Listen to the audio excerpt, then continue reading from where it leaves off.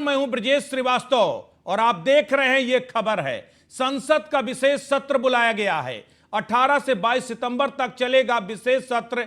एक देश एक चुनाव का बिल ला सकती है सरकार। ये सूत्रों के हवाले से बड़ी खबर है। संसद के विशेष सत्र में 5 बैठकें होंगी। मोदी सरकार ने पहली बार बुलाया है विशेष सत्र। प्रहलाद जोशी ने ट्वीट कर यह जानकारी दी है। संसदीय कार्य मंत्री हैं प्रहलाद जोशी।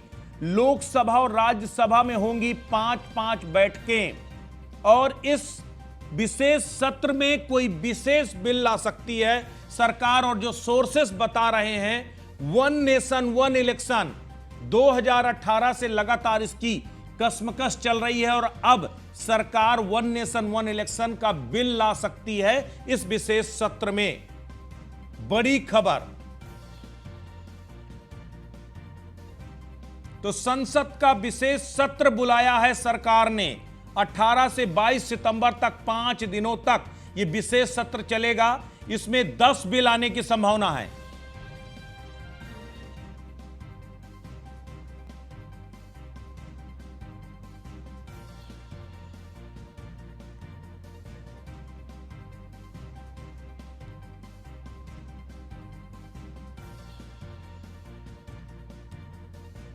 कांग्रेस नेता राहुल गांधी का बयान सामने आया है।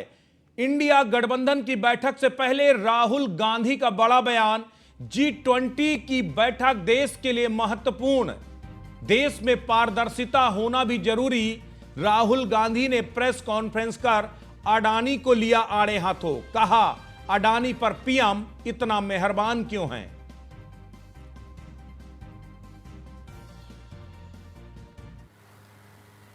Is that the gentleman who has done the investigation, right? He is today an employee of Mr. Adani. What does that tell you about the nature of investigation that the gentleman did, right? So it is pretty clear that no investigation took place, and the only reason no investigation took place is because the Prime Minister didn't want an investigation to take place. Mr. Adani cannot stop an investigation. The Prime Minister can. With regards to the India alliance, this is a national issue. This is not an issue of any one party. This is a national issue. This is an issue that affects India's reputation, right? Especially because now there is the G20 taking place, and India's reputation and the Prime Minister's reputation is on the line. There are 20 guests coming, and right in front of them, 2 of the biggest financial dailies in the world have said that the Prime Minister is involved with Mr. Adani. Noida में police और इनामी बदमाश के बीच मुठभेड़ हुई है। थाना sector 63 में बदमाश से हुई मुठभेड़। 10,000 रुपए का इनामी बदमाश को गोली लगी है। तो पुलिस के साथ मुठभेड़ में बदमाश को गोली लगी है।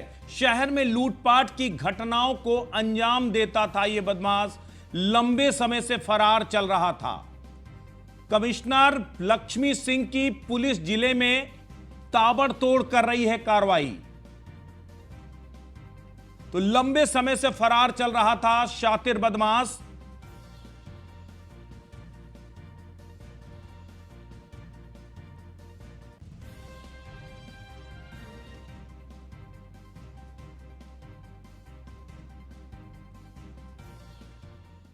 गाजियाबाद में रक्षाबंधन से ठीक पहले एक मनोज चौधरी नाम के वकील की उसके ही चैम्बर में गोली मारकर सरेआम हत्या कर दी जाती है। मामले में पुलिस सीसीटीवी फुटेज के आधार पर जांच कर रही है और 3 आरोपियों को गिरफ्तार किया है।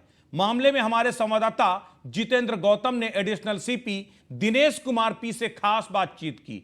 बातचीत के दौरान पुलिस अधिकारी ने क्या कुछ कहा, जरा सुनिए। गाजियाबाद में कल एक अधिवक्ता की हत्याकांड को अंजाम दिया गया, तो उसका खुलासा भी पुलिस ने उसी तेजी से कर दिया। ज़्यादा जानकारी के लिए हमारे साथ एडिशनल सीपी दिनेश कुमार जी मौजूद हैं, इनसे बातचीत कर लेते हैं। सर, किस तरह से हत्याकांड का खुलासा हुआ? देखिए, मनोज चौधरी उर्फ मोनू को कल दोपहर 2 बजे अज्ञात हमलावरों के द्वारा चैम्बर में घुस के मारने की खबर मिलते ही तत्काल डीसीपी सिटी और उनकी टीम ने मौके पर पहुँच के सारे सबूत इकट्ठे किया है। घटना के खुलासा इस रूप में हुआ है कि मनोज चौधरी के सगे जीजा अमित डागर, सगे जीजा के भाई नितिन डागर और उनके दोस्त अनुज उर्फ पालू, इन लोगों ने मिलके किया है। अवैध असला इस्तेमाल हुआ है। कल दोपहर 2 बजे इन लोगों ने उनके चैम्बर में घुस के गोली मारकर हत्या करके वहाँ से फरार हो गया है। क्या कारण रहा है? प्रॉपर्टी विवाद सामने आ रहा है। देखिए, मृतक मनोज चौधरी के बहन सरिता चौधरी की शादी अमित डागर से हुई है और अमित डागर इनके बीच में मैरिटल डिस्प्यूट होने की वजह से 2018 में इन्होंने दहेज उत्पीड़न की मुकदमा भी लिखाया है। इससे पहले 2012 और 16 में 2 प्रॉपर्टी अमित डागर ने अपने वाइफ सरिता चौधरी के नाम से खरीदा है। इस प्रॉपर्टी को लेके भी बेचने को लेके विवाद पति पत्नी में होता था और अपने बहन के साथ मनोज चौधरी देता था और यही वजह है कि ये टेंशन बढ़ता गया है और कल के दिन इन्होंने ये घटना की। सर, एक आखिरी सवाल है, पहले से भी कोई आपराधिक इतिहास रहा है अमित डागर का? बिल्कुल, अमित डागर नितिन डागर का पहले से आपराधिक इतिहास है। इन्होंने अपने ही माता पिता पे हमला कर चुके हैं। 2 मुकदमे उसकी भी है, दहेज उत्पीड़न की भी है। अमित डागर ने अपने लाइसेंसी रिवॉल्वर से उनके मदर को गोली मारा है। 307वीं जेल भी गए हैं। तो बिल्कुल देखिए, जिस तरह से हत्याकांड को अंजाम दिया गया था, गाज़ियाबाद पुलिस ने उसी तेज़ी से इस हत्याकांड का खुलासा भी किया है। गाज़ियाबाद से अपने सहयोगी विनीत के साथ मैं जितेंद्र गोत। आज पूरे देश में रक्षाबंधन का त्योहार मनाया जा रहा है। रक्षाबंधन के दिन बहन अपने भाई की कलाई पर रेशम की डोर बांधती है, जिससे रिश्ता और अटूट बन जाता है। ऐसा ही कुछ नजारा गाजियाबाद के डासना जेल में देखने को मिला, जहां पर सुबह से ही लंबी कतार में खड़ी बहन अपने भाई से मिलने का इंतजार कर रही थी। दरअसल ये सभी बहन अपने भाई को जेल में राखी बांधने जा रही हैं और अब अपनी बारी का इंतजार कर रही थी। रक्षाबंधन की ओर से, जेल प्रशासन की ओर से रक्षाबंधन की ये पूरी तैयारी की गई है।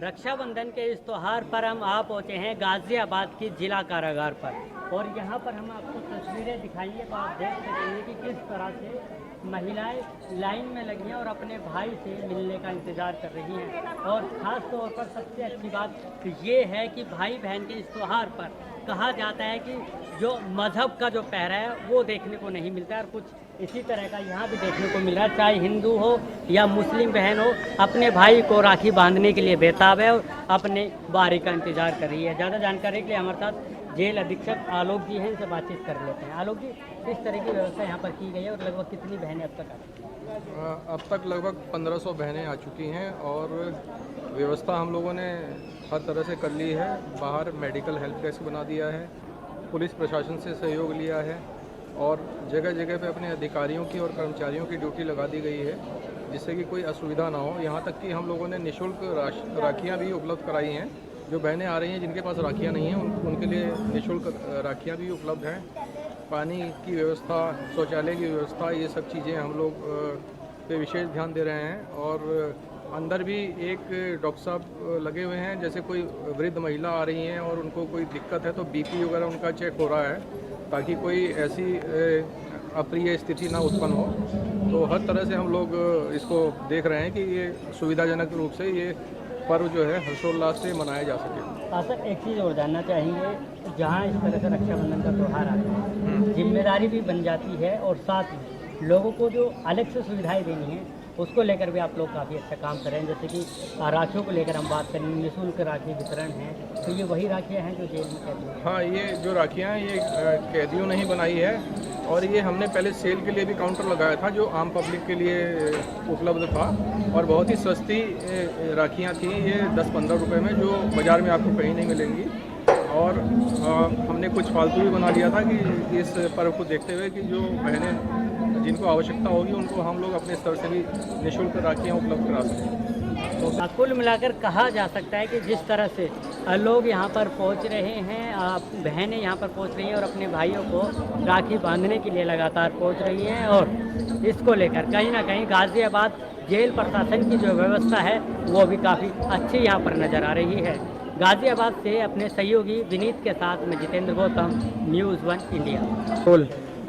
कुछ मुस्लिम महिलाएं यहाँ पर पहुँची हैं, इनसे भी बातचीत कर लेते हैं। आप हाथों में इनके राखी हैं जो आप देख सकते हैं, ये हाथों में राखी लेकर पहुँची हैं, इनसे बातचीत कर लेते हैं। जी, क्या नाम है आपका? रुखसाना जी, भाई से मिलने आए हैं आज राखी बांधने के अंदर। क्या कहेंगे कि रक्षाबंधन किसी हिंदू का त्यौहार नहीं है, किसी मुस्लिम का नहीं है, एक भाई बहन का? ये तो भाई बहन का त्यौहार है। अच्छा, आप बताइए क्या कहेंगे, कुछ कहना चाहेंगे? आप बताइए क्या कह रहे हैं।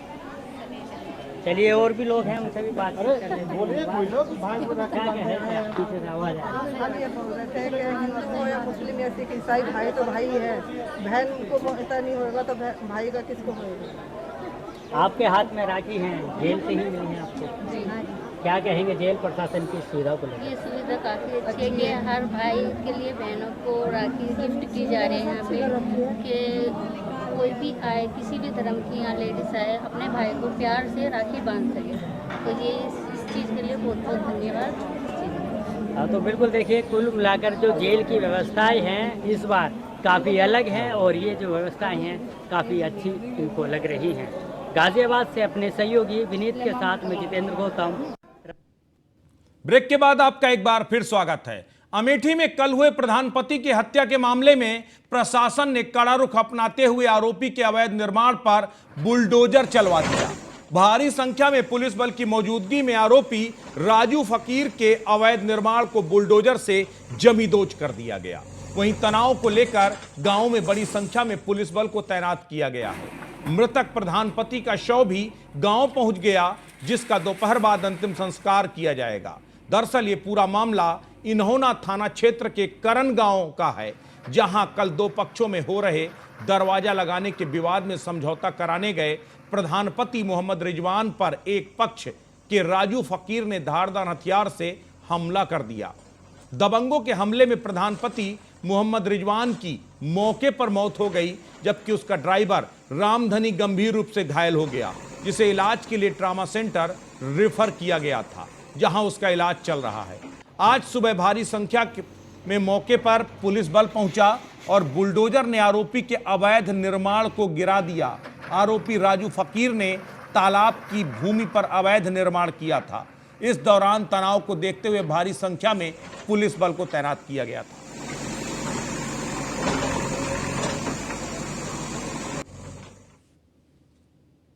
मथुरा के जिला कारागार में हर्षोल्लास से रक्षाबंधन का पर्व मनाया गया।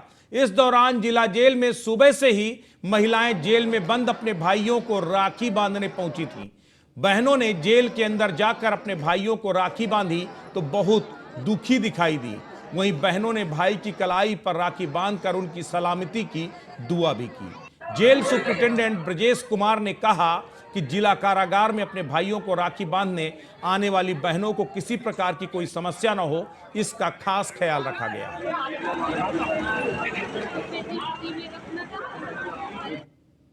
सबसे पहले तो रक्षाबंधन पर्व की आप सभी लोगों को हार्दिक बधाई, सभी ब्रजवासियों को हार्दिक बधाई जिला कारागार मथुरा परिवार की तरफ से।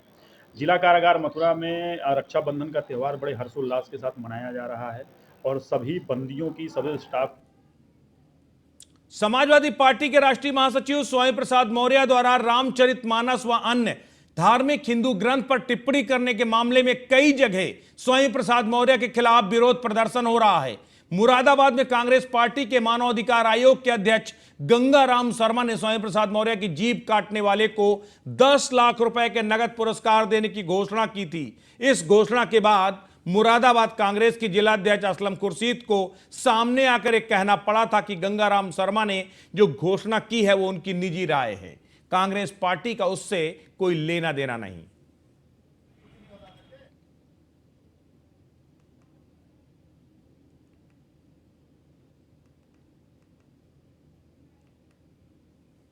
मैं जो सिविल लाइन थाने आया हूं, समाजवादी पार्टी के राष्ट्रीय महासचिव स्वामी प्रसाद मौर्य के विरुद्ध अपनी रिपोर्ट लिखाने आया हूं।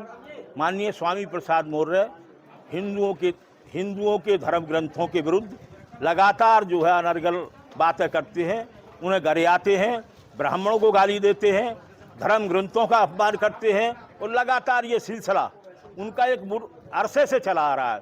एक बर्दाश्त करने की सीमा होती है। मैं देशराज शर्मा बीइंग ए ब्राह्मण होने के नाते मुझ पर यह बर्दाश्त नहीं हुआ और मैं आज हार कर मैंने ये निर्णय लिया कि स्वामी प्रसाद मौर्य के विरुद्ध थाने में रिपोर्ट दर्ज कराई जाए, क्योंकि स्वामी प्रसाद मौर्य उत्तर प्रदेश में अमन और शांति। देश भर में आज हर्षोल्लास के साथ रक्षाबंधन का त्यौहार मनाया गया।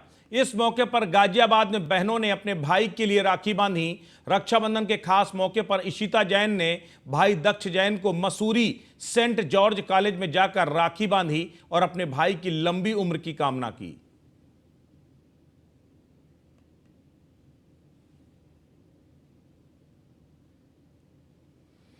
बहन भाई के पवित्र बंधन के रूप में मनाया जाने वाला रक्षाबंधन का पर्व आज जिला कारागार शाहजहांपुर में धूमधाम से मनाया जा रहा है। शाहजहांपुर जिला जेल के जेल अधीक्षक मिजाजी लाल ने कहा कि सुबह से ही महिलाएं और बहनें जेल के बाहर बहनों की भीड़ इकट्ठी हो गई और जेल प्रशासन के द्वारा सुनियोजित तरीके से तैयारी कर रखी थी। किसी को जेल में कोई परेशानी न हो, इसके लिए खास इंतजाम किए गए हैं। महिला सुरक्षा कर्मियों की भी तैनाती की गई थी। आज शाहजहांपुर जेल में भाई बहन का पवित्र त्यौहार रक्षाबंधन बड़ी धूमधाम से मनाया जा रहा है। व्यवस्था को बनाए रखने के लिए पुलिस अधीक्षक महोदय से अतिरिक्त पुलिस बल की व्यवस्था की गई है। साथ ही कारागार का समस्त स्टाफ और अधिकारी इसमें लगे हुए हैं। प्रातःकाल 7 बजे से ही बहनों को भाइयों से मिलवाने का कार्यक्रम चल रहा है, जिसमें अब तक 500 से अधिक बहनें अपने भाइयों से मिलकर रक्षा सूत्र बांधकर उनका मुँह मीठा करके दीर्घायु की